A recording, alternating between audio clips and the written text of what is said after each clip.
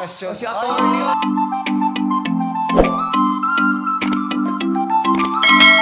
Oliver Moller muling bumisita sa programang It's Showtime na agad napansin ni Vice Ganda sa Especially For You segment ngayong araw April 16, 2024. Bilang audience ang pagbisita ni Oliver sa It's Showtime at agad itong tinukso ni Vong at Vice na si Kim Chiu ba ang binibisita ni Oliver.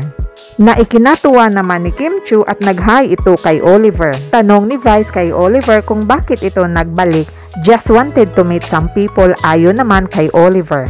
Kinilig naman ang mga madlang netizen sa panunokso ng It's Showtime host kay Kim at Oliver.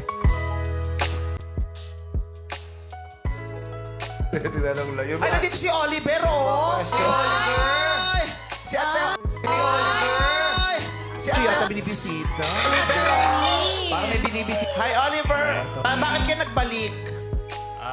Just wanted to meet some people lang here. Padakot si Kim Chiu yata binibisita.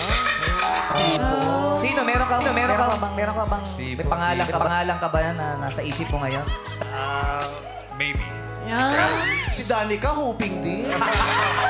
Danica, hindi pa birthday mo kahapon, hoping ka dyan.